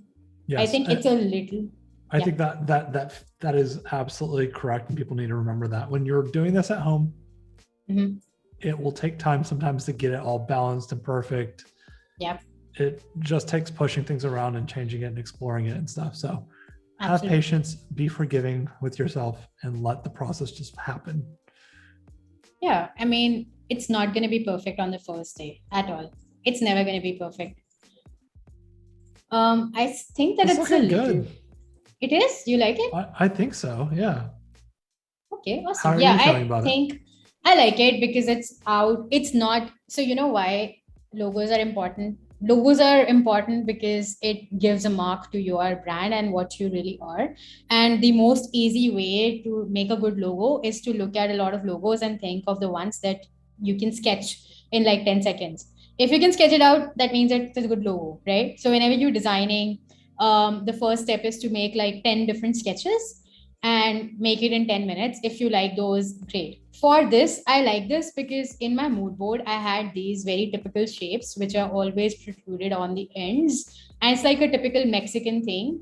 And because Alex gave us an amazing suggestion, we have landed up with this, and we have this negative space. So it's something different and something that you would not expect from a Mexican themed restaurant. It is what you expect and not what you expect at the same time. So that's super fun. I really like it. So we're going to keep this as an option for sure. I also want to do something with these guys. I see we don't have a lot of time, so I'm going to quickly work through this. Yeah, we have about 25 minutes. So I think we have a decent amount of time depending on what you're wanting to get done. Yeah. Yeah, I wanted to actually get some colors and type done as well, but it's okay. It's all good. We have this shape right here. I'm going to go to image trace really quickly. I might make it with the pen tool, but just because of a lack of time, I'm doing it right now. So you have all of these settings. I'm going to drag this panel right here because it's easier for you guys to see. So you can see that I have the image selected on the shape, and Adobe Sensei just does the work for you. So you go to image trace, you go to all of these options that you have over here. You can convert it to all of these. For this, since this is just a black and white illustration, I want to convert it all to vector. I hit on black and white logo. and it is doing all the work for me. You can click on the advanced options and hold on. If I drag it outside, you can see that it also added the white. And since I have things selected, it is not letting me do that right now. But so yeah, we go to here on the advanced options. You have all of these variations. You can increase the threshold, you can decrease the threshold. Oh no, yeah. And then you can click on ignore white, and that can actually create no white backgrounds for you. And it's doing all the work. Then you click on expand, and there you go. These are all vectors now. So you click on that, you drag this panel back into wherever it was. Is it doing it? Yeah, it is. Okay, nice. Cool. I've never gotten that crazy detailed into it. I didn't even know that was a thing. Yeah, I didn't know it was a thing. I always thought I only have those presets and I just click it and then it does its magic and either it works or it doesn't work. But now I have more control. Wow, crazy. Whoop, whoop. Amazing. I taught Alex. Wow, I said your name wrong. No way. It's fine. It's fine. No, I've been called much worse. Really? Okay. Jimbo is typically my default name. So we have all of these vectors and it's grouped by default. I'm going to ungroup these, and these can become like a really fun pattern. I'm kind of straying away from it because I want to get in all the pro tips that I want to show you guys. So I have all of these shapes and maybe I want to open a new file. So I'm going to go to home. I'm going to create new. I just want to show you how to quickly create patterns really quickly. It's going to take 5 seconds. So I'm going to go to create a new file. I just did like a web large. It's a 1920 by 1080 file. I'm going to close this. I'm going to save my logo exploration just in case I forgot to do it. I didn't, but I am paranoid sometimes. So yeah, we get this guy right here. These are super big. No, where my eyes go? Okay, so I'm going to drag these, hold shift and drag. I get these right here. So if you guys have been using Illustrator for a while, you know that there's a pattern tool right here, but now there are repeat grids. So you can quickly make a repeat grid out of these. I see that they are not perfect. I might have needed to increase the threshold on these, or maybe use the pen tool or the direct selection to make it perfect. But at the same time, there can be multiple directions I want to go with these. So maybe I can grab this guy right here, group it, get it here. Oh, you know what? I have an idea. Hold on. So Jane says you can also save your trace settings if you even tweak them for specific sketches that you import and turn them into actions. I have no idea. That's blowing my mind. Yeah, I haven't dabbled in actions ever, though that would really simplify my process a lot. And there are actions to like make isometric drawings in Illustrator as well, and that's really fun. I want to explore that, and that's on my to-do list for a while. So yes, thank you for that. Thank you for reminding me. Jane says, I learned that in class and even got it to work. That's awesome. That's super helpful. I'll have to look into that because that sounds like a time saver. Okay, so I'm going to ungroup this. I have this idea about making it a logo. So I'm going to go here. Oh, no. Oh, it's okay. So I'm going to press C on the keyboard and use the cut knife for this. And there's no anchor point. Laura says, I'm finally back. This is pure awesomeness. Oh, no. Yeah, it is. We landed on this. Thanks, Laura. And thank you. Welcome back.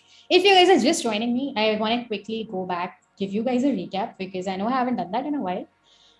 So these are the sketches we started with. These are some of the explorations that we're doing. We did not get to do all of them, but it's okay. It's okay. I'm telling myself that. It is okay. And you've done such a great job of teaching us the tools along the way. It's been awesome. We used the golden circle initially. We talked a lot about golden circle. So if you did not, if you're not here for that part, you can go back and watch the replay, which will be up right after we go offline. But this is what we landed up with. This was one of the options. I don't think I like this very much. I'm not inclined to this. So I did not waste a lot of time on this on stream. Then we did this. This is a pure sans serif font that we had, and we did a few explorations of this. I think I like this better. We might need to use color on this, and maybe we can use the cloudy O as well on this one. So that could be fun. Maybe we can use the same concept of stacking on this guy as well to make it fun. But I kind of like this. Now that I look at it, I'm going to zoom out. super zoom out of this and see how it looks. And then we did some explorations over here as well. So we modified an existing typeface for it. I think it was Baggio, if that's how you say it. And we have some variable fonts going on right here. So we did one of those. We outlined it. We got the size of the square, the size of the glyph. We divided it by 2, got our inspiration from the mood board, and then we did multiple variation. Oh no. And then we got multiple variations. We and we ended up with this. I really like it. I also like this tagged one. So maybe we'll do that. Okay, I think I want to do this, but this is not letting me do that. So wow, I think I want to do this, but this is not letting me do that. What a perfect sentence. No, so I want to go here. Maybe I want to use the pen tool.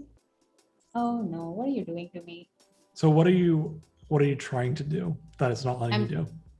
I'm trying to make a taco shape and put like puro inside it. So here, it might not work. It might work. We don't know. We don't know yet. So I'm gonna grab this guy right here. We're gonna increase the stroke size and Command J, which will join all of these strokes that we have. And then I'm going to go to curvature tool and fix this. Maybe it's not perfect on the first row because pen tool can be difficult at first, but it takes some getting used to. Just like practice pen tool. There are various websites on the interwebs that you can go and practice your pen tool at. So yeah, go ahead, practice the pen tool. It's the most useful tool I've ever used, to be honest. Yes, and it's only getting better and better because that tool used to not be there, and it used to be very painful to work with. And now look at it, it's so simple. Yeah, it's super intuitive now. I love it. Yeah. So yeah, I think this is good. I'm gonna bump it up to like 40 points just to see. I'm gonna save. Maybe I want to get this one. Oh, that could be fun.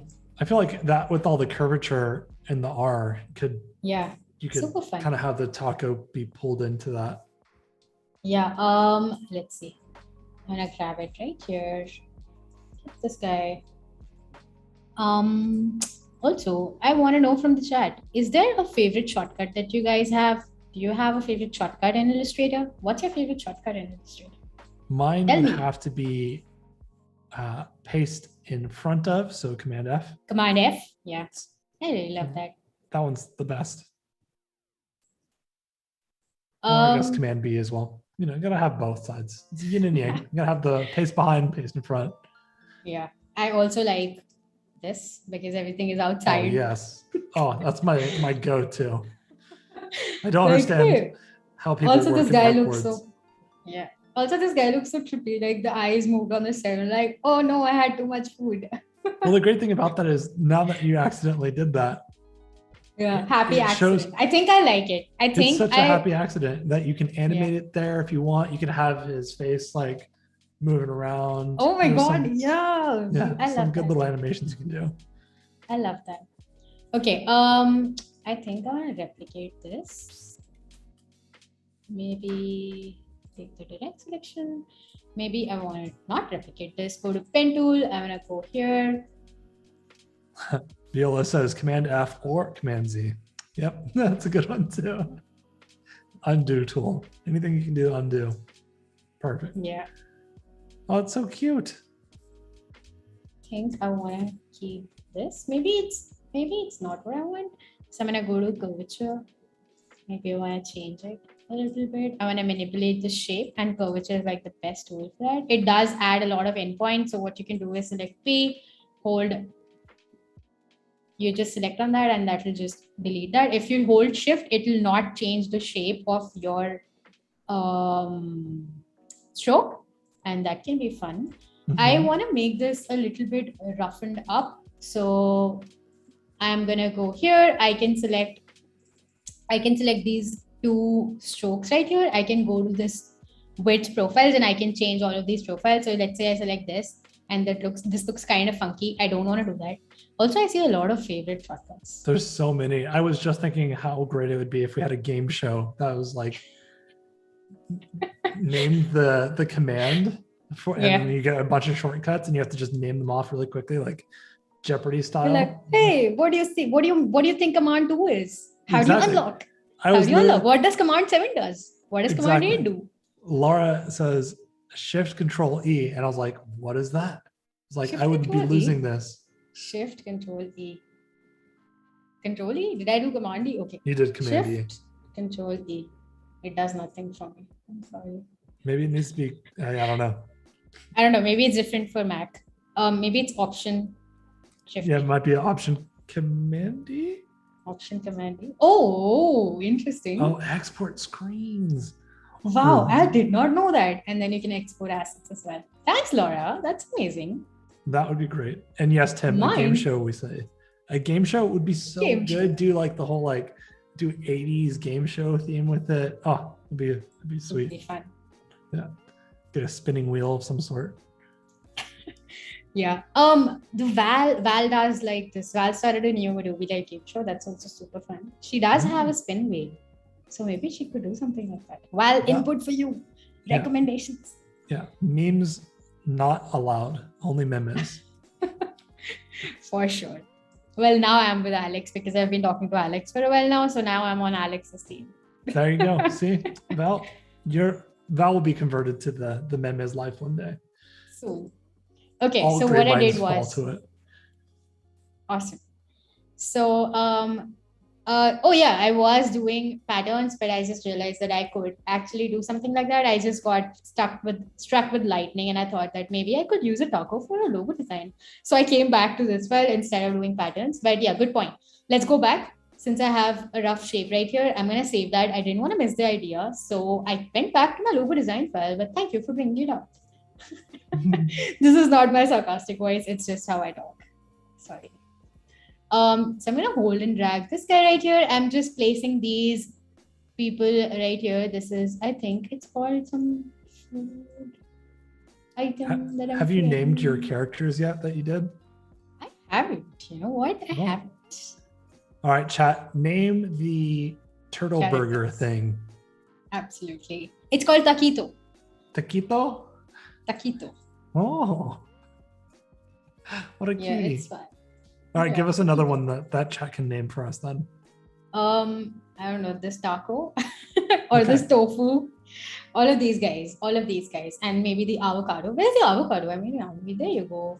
There you are, little guy. Okay, I'm going to option hold and drag all of these on my artboard. And I have this right here. I have placed it right here. These are all my copies. I had made vectors from the sketch that I had. I have these fairly spaced out right now. I think I want to decrease the size. Oh no. And I group this and I decrease the sizing of this and I keep time in mind. That's just for me, not for you.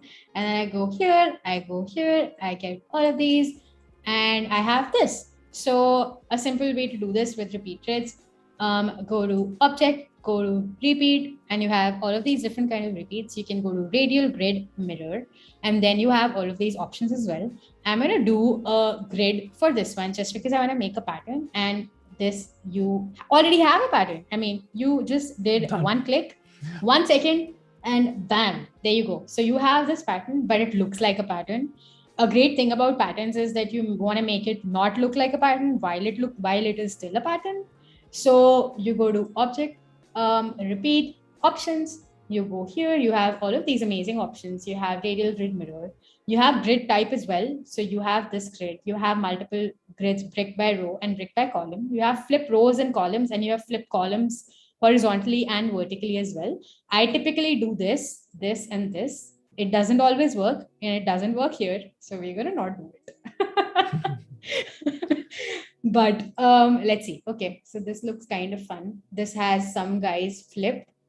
This has a lot of spacing, but we can fix that. Oh, so I selected both of these options, and you can select those. So it can flip both horizontally and vertically. You can select one of those, or you can select either of those or all of those, right? So I think I want to select this. I'm going to select flip horizontal. Nope. I'm going to select flip column. Nope. Okay. Interesting. Maybe I placed them wrong. but it's all good. Okay, let's go with this. So yeah, I think that's great. This guy. We have this guy, and you have all of these controls over here on the 4 sides. So the one with the arrows right over here, you can use this to increase the spacing horizontally. If you see it on the vertical end, you can increase this to, hold on, you can use this to increase the spacing vertically. And then you have this guy. This is just to increase the size or the clipping mask of the pattern right here. So however big your space would be, you can do that. I have Command Shift S right here so you can see. And yeah, we have a pattern. Maybe it looks like this. I see some variations with this that I might want to use later on, but that's how simple it is to make a pattern. Maybe I want to make a pattern with just these 2 guys, right? So I'm going to grab these guys. I'm going to get it on the side. I'm going to get it here. I'm going to grab these. Maybe I want to get, no, I lost my eyes. Okay. I get these 2 guys. It does it even have I lost one eye, but it's okay. It's a cutie. Okay. And Randall wanted one of the characters named after him. Okay. So Randall gets the avocado.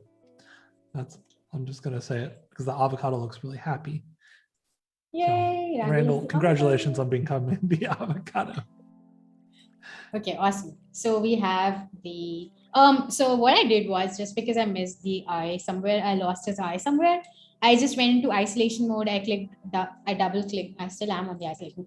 Since this is a group, I double clicked on this guy. I'm in the isolation mode now, so I can move it anywhere. I go back and this is still a group, right? But I didn't want to do that. I want to replicate it. I wanted to replicate this. So I double click this and just Command C, Command V, place it anywhere you want. And now you have a second eye. So this guy doesn't need another eye. This guy doesn't need an eye patch.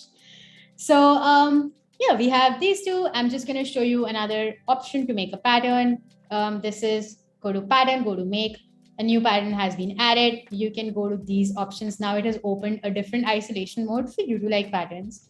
Like patterns, make patterns. And then you can change the same options here, brick by row, brick column, hex by column, hex by row. So these are some versions and variations of how you can make patterns in Illustrator. You can have, everybody has a different creative process. So like you can do whatever you want. And now you can see that it has been added on my swatch right here. So I go to make a rectangle. I press on the M tool. I click here. Bam. Pattern. Yep. And then whenever you do, this is my favorite go-to. So, and then you can just like scale it anywhere. Yeah, you can scale the pattern, but you can also, whenever you go to do Command T or transform tool on it. Did I do that right? No, that's the type tool. What am I thinking? Oh, you can edit it. I know you can edit it. You can edit it. It's in the transform section, I think. And you can do, you can make sure that you scale up the artwork within the bounding box, or the bounding box is changed. So it's in one of the transform settings, I believe. Oh, interesting. So I know you can do that with the repeated. So what you can do is, so since I have this repeated and I haven't expanded it yet, I can just double click into this and this gives me isolation mode right here. I can grab this guy and everything scales up and down with it. And I think that's what you're referring to. I haven't ever done that with the pattern tool, but if you guys want to explore that, you can select the shape that you have selected. You can go to object, you can go to pattern, you can go to edit pattern, and you have the pattern again. So you can move this guy around anywhere you want. You can scale it up and down anywhere, and then you can click save as a copy. Done. It will save you on it'll give you on the same section. And yeah, that's how you create patterns. So I think we're coming to a close with the time. And I just want to quickly give a recap of what we did. Yeah. I know we did not end up with the options and what we want to do with the logo in terms of color and stuff, but I will have stuff ready for tomorrow so we can mock things up. Yeah, I think tomorrow we can get chat to help us with the colors and some of the type stuff that you're looking at, and then we can start mocking it up and doing really cool stuff. Yeah, I think I will have some color palettes, and then we can do like a poll running, get Val to run a poll for us, and then we can choose options 1, 2, and 3. I can make some logo design options as well so that we have less time. I know it's like time bound, so sometimes we get like far away from what we are doing, but I think we grabbed like a lot of tips. So like not a problem. I'm telling myself that. No, it's been super But helpful. I've learned tons. I know chat has. I've really enjoyed this whole process and stream so amazing. far. So yeah, I'm super excited to see kind of what you're channeling for tomorrow when we get there. Awesome. So a quick recap for anybody who's just joined us and for what to look forward to tomorrow. We talked about our exploration deck, which is just the discovery of the brand.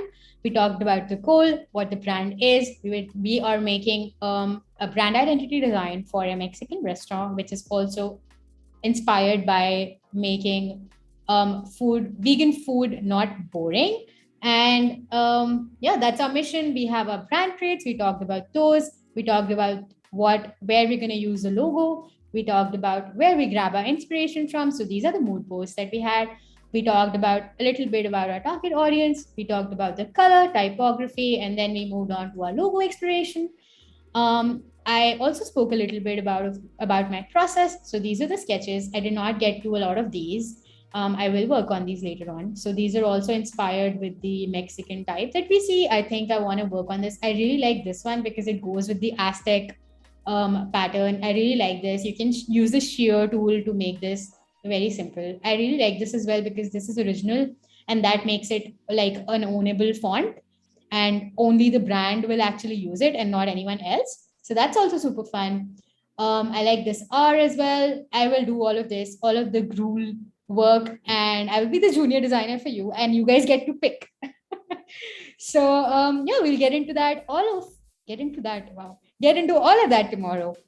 We Perfect. have. We're Yeah, actually at time. So I think for tomorrow, like you said, what are we going to be doing tomorrow? Color, mockups. What else are you thinking about? So I'm going to have color palettes, mockups. I'm going to work on aprons, employee uniforms, maybe like a delivery truck branding and stuff like that, and loads of good stuff. And you might even get some more freebies if I have time. Ooh. So stay tuned for that. I'm super excited. I hope you guys.